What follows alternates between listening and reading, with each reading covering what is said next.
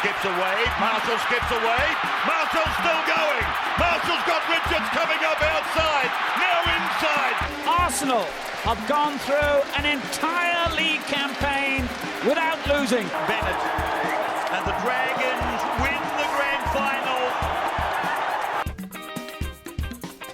Welcome back to another episode of the TGIF podcast. Thank God it's footy. Got the third member, the regular contributor these days, Ace the dog, Ace Ventura the pet, as Pat calls him. Oh, he's off. He's had enough already. Yeah, he's obviously in and out when he feels like it.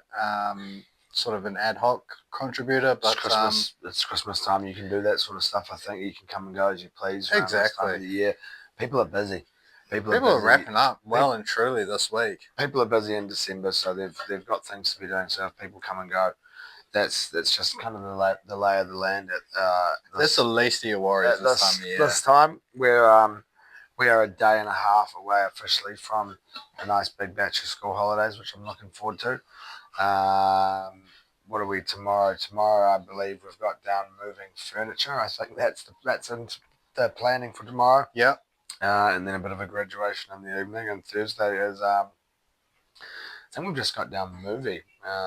Probably a couple of games thrown in there. Go out for a kickabout maybe. And then see you later at 1 o'clock. So the old little half day as such. There on Thursday, and then you're away laughing, which is good. So effectively one more day, really. If you want to look at it, we've basically been one more day for the last couple of weeks, really, which has been quite nice. But we're nearly there. We're nearly there. We're nearly into a nice big batch of school holidays, and just in time for the old world champ of darts to kick off. Kicked off there on Monday, which has been nice. The old timing not the best for these 4 days, but after that we can indulge fully, which is good. So it sort of fills in that little gap of no footy that we're having a nice big batch of darts there. Yeah, no footy. Unfortunately, lots of darts, as you said, lots of cricket going on at the moment. Good to see the Black Caps getting up. And Tim Southey's last test there. Good performance after a couple of disappointing cracks first time around. But yeah, as you said, not much going on in terms of the footy. Obviously, this time of year, it's pretty much pre-season picks or contract extensions. But there's been a few big names there that have extended at their respective clubs over the past week. Cam McInnes extending there at the Sharkies. Xavier Savage at the Raiders, and the two gun fullbacks, Pappenhausen and Tedesco, all signing extensions there. Yep. Interesting. Pappenhausen, obviously just the 1 year one, taking it 1 year at a time. I guess the old Pappenhausen far longer debate, but yeah, as you said there, as you've raised multiple times, plenty of injury issues there for young Pappy. So yeah. Interesting to see how he turns out.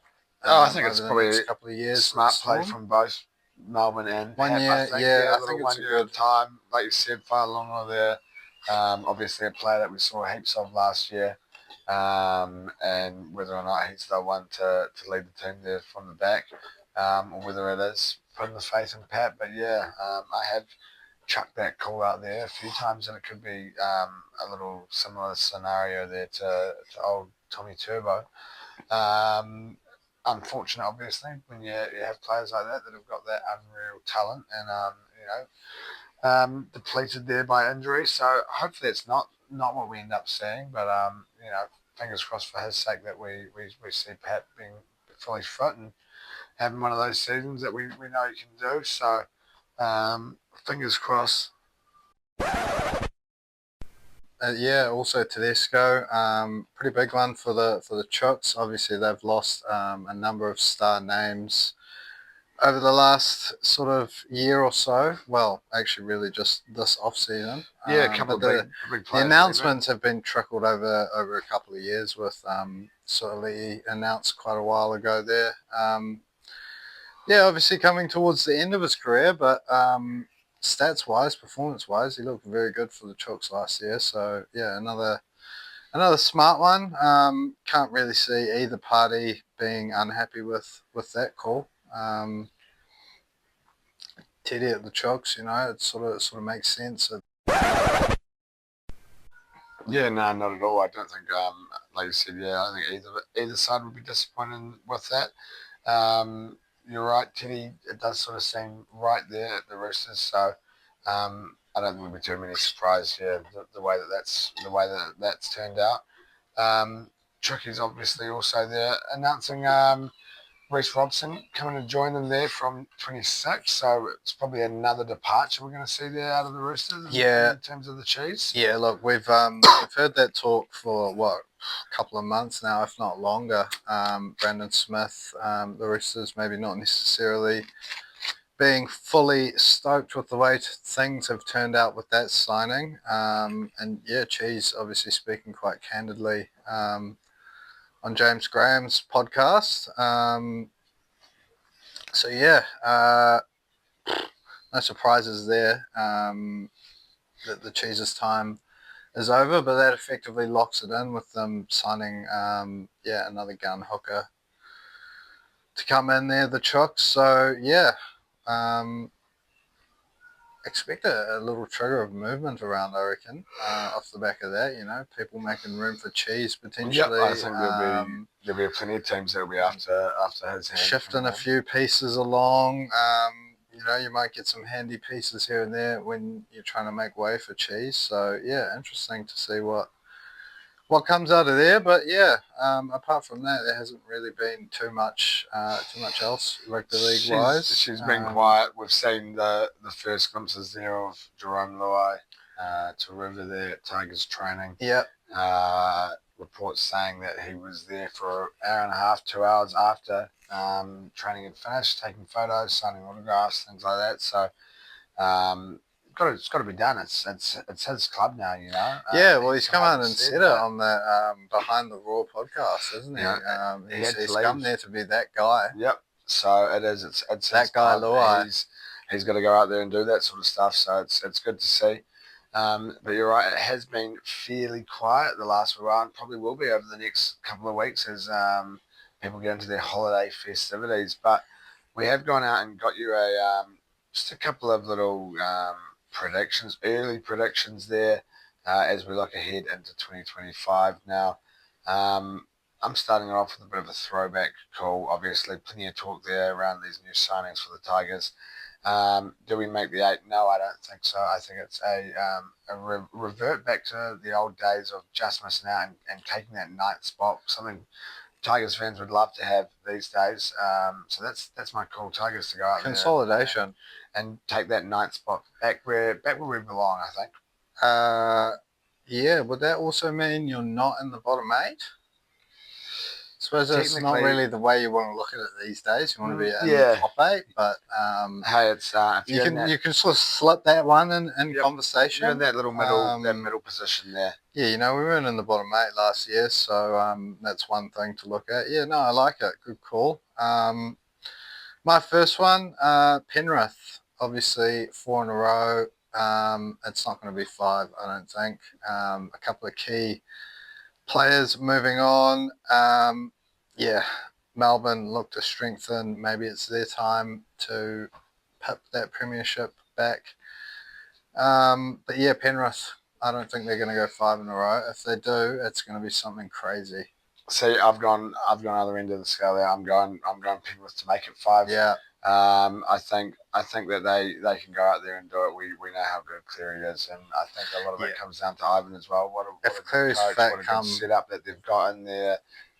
We've seen that they've had the depth over the last few seasons. So obviously, big loss. A couple of these players that have left, but no, I think they'll be very, very hard to beat Penrith. So I'm banking on that 5th in a row for them. I think if Cleary is fit come finals time, I could be made to look pretty silly with that call there. But another one I could be made to look pretty silly with, based on recent history. That's for sure. I'm going the Roosters to miss the top 8. A number of, as we mentioned, big key players leaving. Brandon Smith obviously missing the start of the season, along with Sam Walker with their ACL injuries there. I presume they'll be out for a majority, and they might not come back until it's a bit too late. So yeah, Roosters to miss the top 8 there. I'm going for the Warriors to miss the 8. Yep. I think big hype with the James Fisher Yeah, Harris I've signing. said it a few times. The loss of AFB, I think that is going to be huge. Obviously, now first season there without Sean Johnson as well. Yeah. So there's going to be a little bit of a change there. I think probably was needed last year anyway. I think that change of halves there, but I think it's going to be that loss of AFB and just that bandwagon slowly losing members. Maybe people reverting to AFC. The new Sparrow, Mount Smart, Shearers, I guess you could say. Yet to lose a game, just quietly, good on them. And packing out Mount Smart while they're doing it as well. So maybe that's what's happening. Supporters are jumping over onto the new bandwagon, and without that home advantage, without that 14th man there as the crowd, maybe that'll be what it is for them to miss out on the 8 this year. Obviously means then that they're at least 10th as well, if Tigers are taking 9th. Yeah. So there you go, 10 double digits for the Warriors this year. Okay. My next one, I've gone. It's going to be a return to finals footy for a few sides here. A couple of these might seem a little bit more obvious with the incoming coaches, the star powers on their roster, but we've gone Brisbane and South to return to finals footy.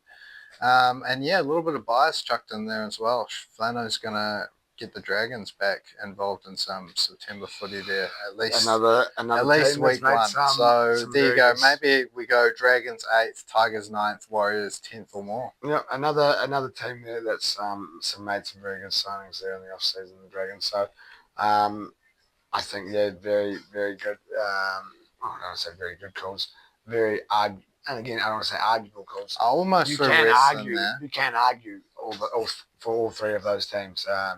I think without a doubt, definitely the Broncos and the Bunnies, but the Dragons made some really good signings there in the off season. So it'll be interesting to see how they do line up there. Nobody Hunt. But I've gone for a little bit of a spoon call early on. I did it last year, but back Canberra to get the spoon. It backfired on me. But I'm going to go Titans to get the spoon. We've seen glimpses of them looking very good, but they seem to lose a key player and they fall apart. Maybe round 3, round 4, we see a big injury to one of those, your Tinos, your Fafitas. Tino, he was injured all of last year. Injured all of last season. Yep, pretty much. What's the story there? Surely he's back. I think he might be. I don't know if he's back in training. You're talking another big one. Yeah. I'm thinking something big, and they're the team that's going to finish up in 17th this year. Okay. Yep. Someone's got to get it. And if it's the Tigers in 9th, you can't be going for 4 in a row. No, exactly. Okay, I've gone for a little double barrel to these next 2 points here. A little double narrative. Same narrative sort of lies behind both of these teams' success, really. The first part of that, Manly to make the top 4. Tommy Turbo, I think maybe this year Seabold looks at it slightly differently. Doesn't play him game in, game out at fullback. Perhaps, looks at a different way to utilise the likes of Hopoate, Kohler and Turbo. You got 3 options there. Obviously, probably got to fit Garrick as well in the centres. But yeah, you could make something happen there. Tommy Turbo is going to stay fit for a good 15, 16 week run through the middle of the season there. And Manly to make the top 4. And you may as well just go straight into the next one. That middle of the season coincides with State of Origin as well. Tommy Turbo is going to have a blinder, and New South Wales will win their Origin 2-1. after going Okay. 1-0 down, game 1 there in Brisbane. Okay. See, my final call there, I'm just going, and I'm not going specific either. I'm just going for some new breakout star. I like it. Last year we had Lockie Galvin, and there's probably one every year. There's always a breakout star, but it's going to be like it's someone big is going to come out this year. Making a name for themselves. Someone big that's unknown. Not someone that's played 4 games last year. I'm talking like some blokes come up because 3 hookers have been injured or something like that, and he's come in there and he's had himself a blinder and he's played the last 8 games of the season or something like that. Some new blood comes in, maybe into a team. Maybe it's the Titans when they've officially can't make the 8 any longer, and someone comes in after some changes. A manager's been sacked. There's been who knows what it is, but a new breakout start 2025. Someone to look out for the future. I like it, yeah. Get behind him, whoever he may be, or whoever she may be. Could be an NRLW breakout star. It could be. You never know. Don't tend to follow that one quite so close, but there you go, punters.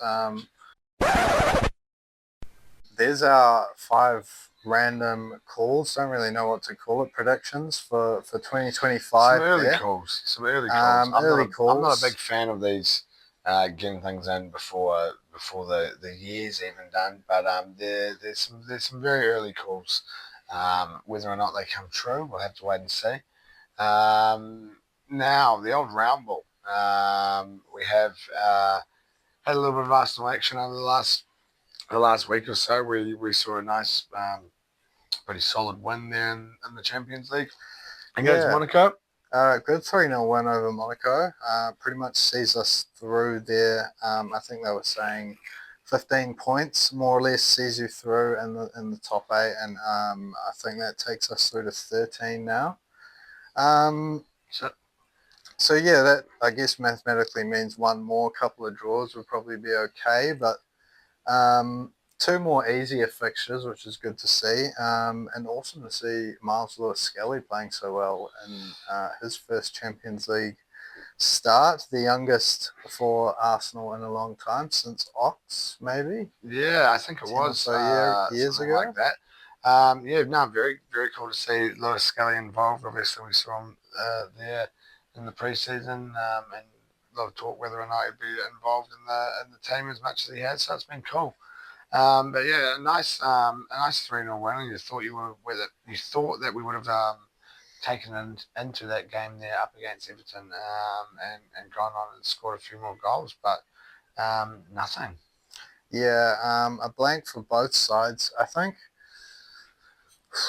Yeah, it's, I guess in hindsight, to be fair, it was just a pretty drab performance from most players. It was pretty uninspired from a lot of players you expect a bit more of compared to the last couple of seasons. But Everton at the same time were well organised, played really well defensively.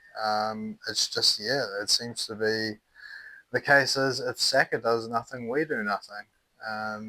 Because he was awesome on, what was it, Thursday morning against Monaco, but they found a way to shut him down, and unfortunately down the other side of the park we're not really thriving at the moment. I didn't really think either team played overly well. I thought Everton were probably a little bit boring off the way that they played in terms of just trying to only shut us down. I don't really think they really went after the game very much, Everton.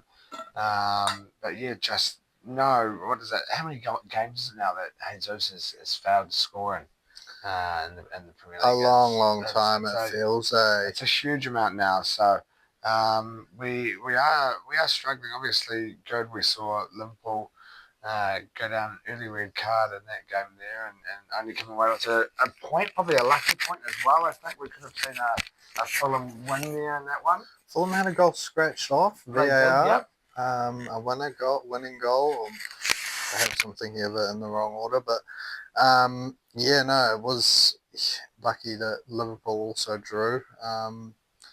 unfortunately, Chelsea had a good week to sort of rein them in a little bit.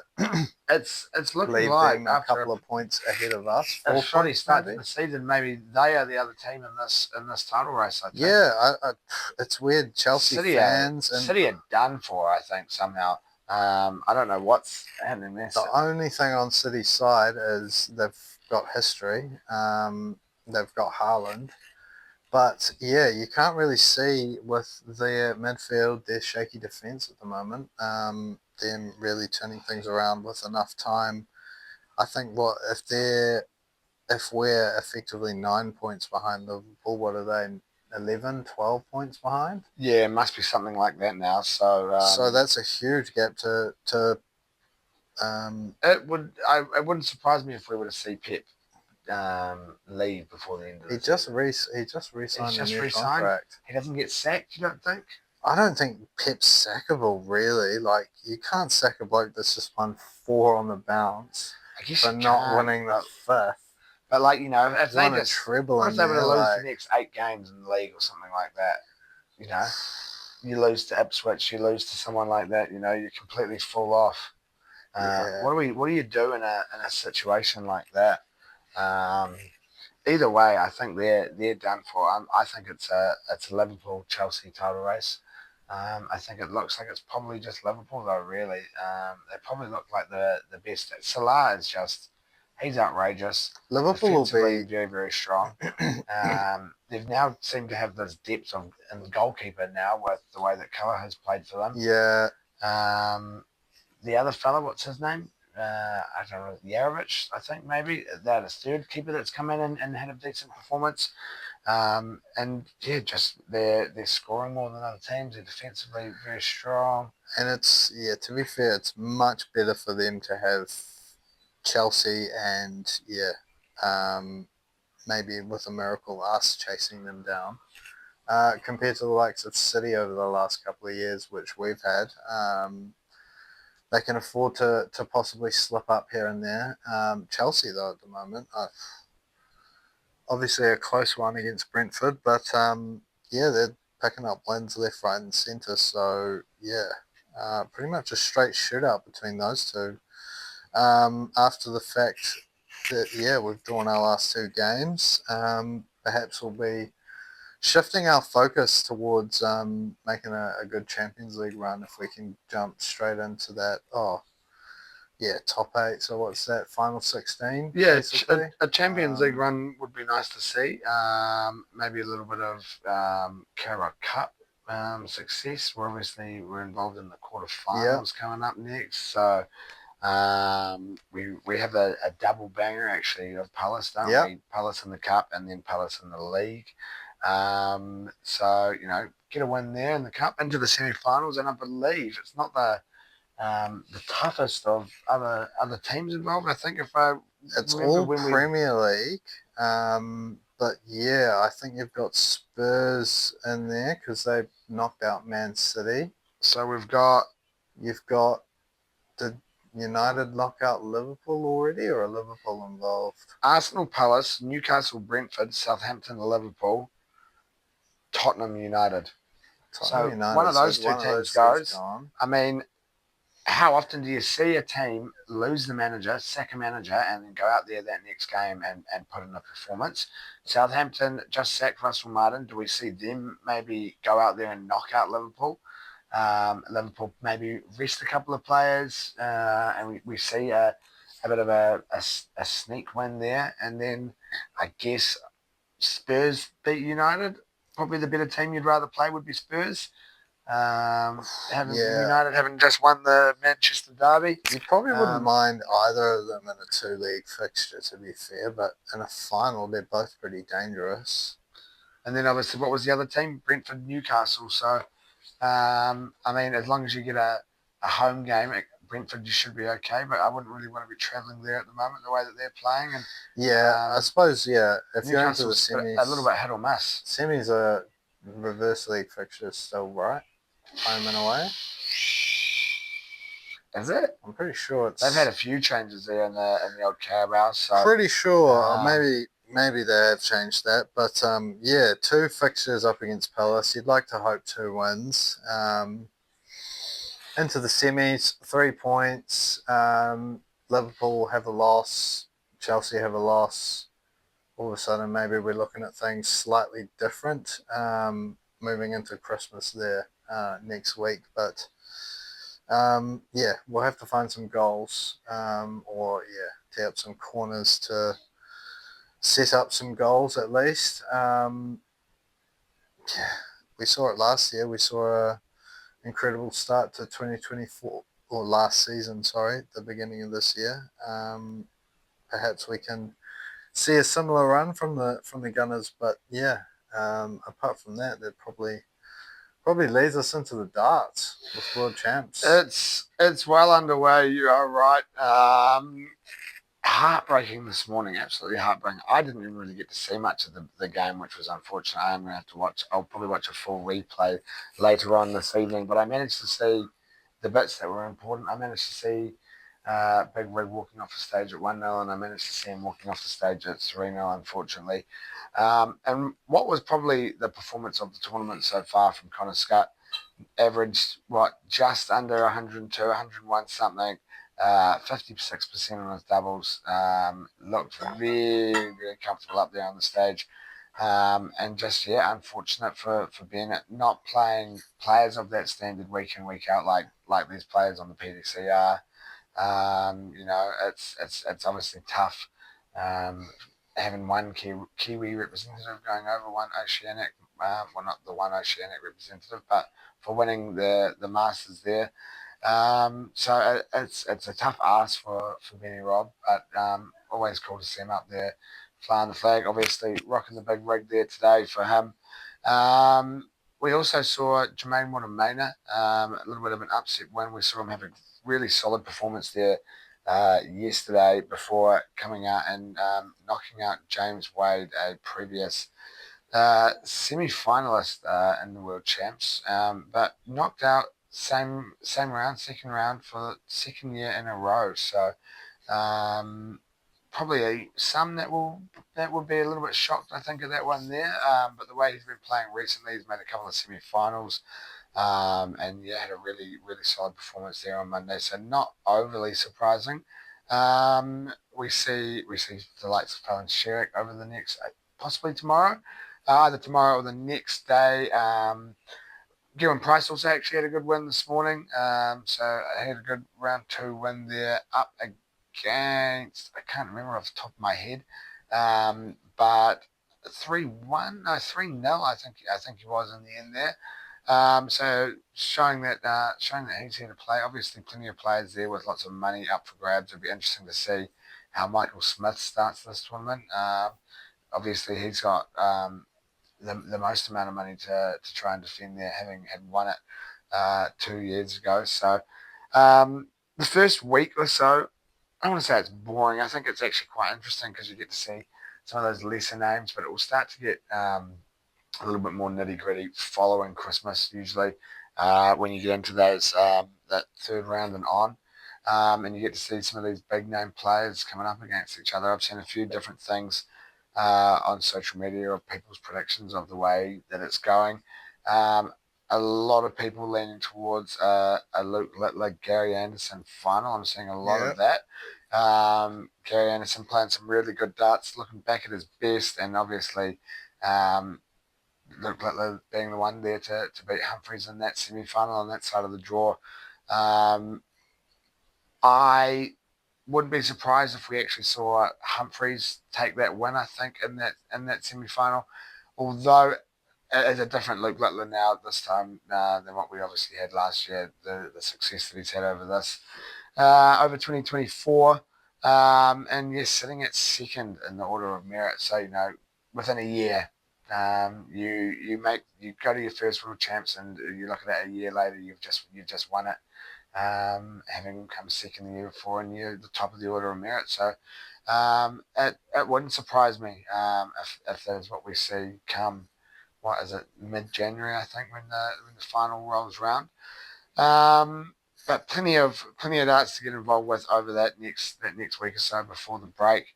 But it's probably us for another week. So, as always, if you've made it this far, thank you for listening. Thank you for tuning in, getting involved, however you do.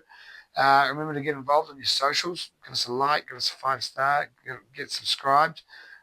Enjoy your week ahead. Enjoy your Christmas break. Enjoy your festivities, whatever you're getting involved with over the next wee while. Stay safe. If you're having a punt, do it responsibly. And I was going to say see you next week, but next week's Christmas Eve, so possibly not next week, possibly the week after, depending on how things go. Maybe a wee bit delayed. The week after's New Year's. New Year's. So we'll see you at some We'll stage. we'll have to Possibly work into out the logistics. 2025. So with that, we wish you a Merry Christmas and a Happy New Year. Just to play it safe.